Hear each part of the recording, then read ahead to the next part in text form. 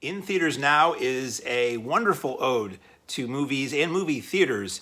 Empire of Light from director Sam Mendes. Olivia Coleman stars as a woman, sort of unhappy woman, going through the motions, working in a grand old movie theater this is set in 1980 to 1981, and the theater is a seaside theater. I believe it's Brighton in England. So the view of from the lobby of the theater, if you're looking out of the theater, you're looking at the ocean. It's pretty gorgeous. And it's this, I'm going to talk about this theater a lot.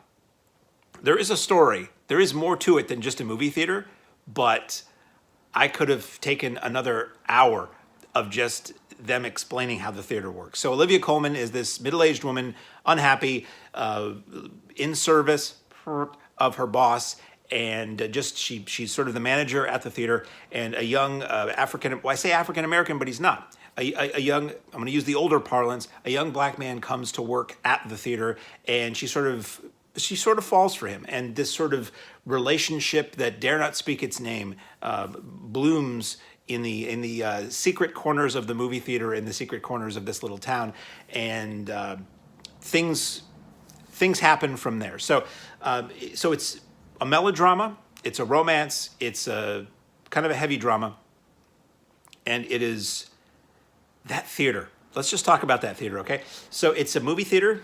It's a twin, two-screen movie theater, but it is revealed as the film goes on, it was originally a four-screen movie theater with a ballroom and cafe and bar on the top floor.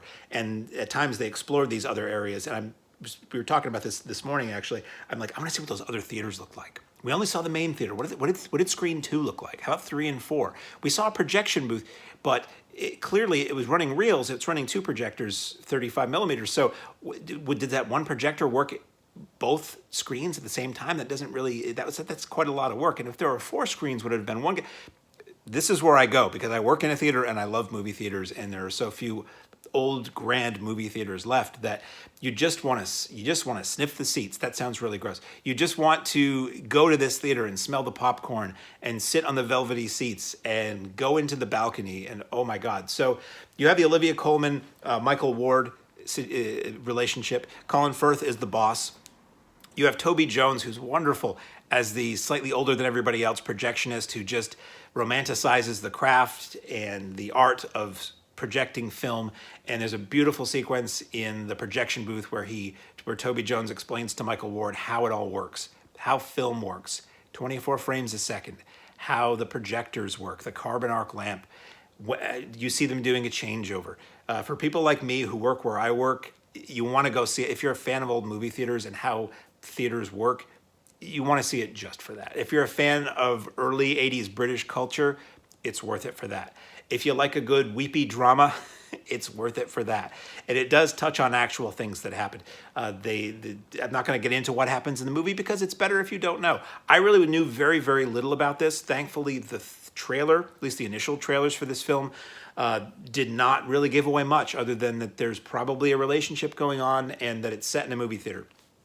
I didn't know if this was going to be like the British Cinema Paradiso or not. In some ways it is, in some ways it's not. But it's really, really good. This is really well made. I will say it is explicit. It is a little bit more explicit than I expected or liked at times in far as some of the behavior that it goes on between Olivia Coleman and men in the film. And I'm no prude. It just felt out of place for me in that world. But people have been doing it longer than films have existed, so there's that. It just sort of took me aback because I think I was just hoping for this warm and fuzzy ode to movie theaters. I would have been happy if the camera never left the inside of that theater. As I said, there's a sequence where when Michael Ward first comes to work at the theater, Olivia Coleman sort of gives him a walkthrough and explains, okay, this is this and this is how you do that. I would love every frame of film they shot. I would love a director's cut where put back in everything that happened inside that theater because that theater was so gorgeous. I haven't had a chance to look up to see if indeed this was a real theater, this Empire Theater in Brighton by the Sea. But if it is or was, wow, is that or was that a destination? So a very, very, very good film. I could see moments of this film. I'm like, yep, that's going to be in the Oscars opening montage this year. Whenever they do the opening montage where it's all about the magic of movies and the procedure of film and projecting, this film is destined for that montage.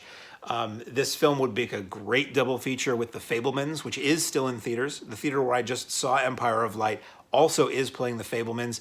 Highly recommend a double feature of the two, although The Fabelmans is much more family friendly than Empire of Light is. Empire of Light is rated R, and rightfully so, and mostly just because it's for grown-ups. There's some sexual stuff in there that's not really not explicit, but a little explicit, and there's some language, so not really one for kids. And I don't think anybody under a certain age would probably be into watching this anyway, because it's a movie about grown-ups. Even though Michael Ward is a youth, he's late teens, early 20s in the film, and some of this, one or two of the staffers at the theater are probably the same age, but it's really like it always used to disappointingly say on HBO when something would be rated R, adult themes. It features adult themes, but wonderful film. I don't have a lot more to say about that without talking in circles, but highly recommend if you can find it in theaters now, Empire of Light.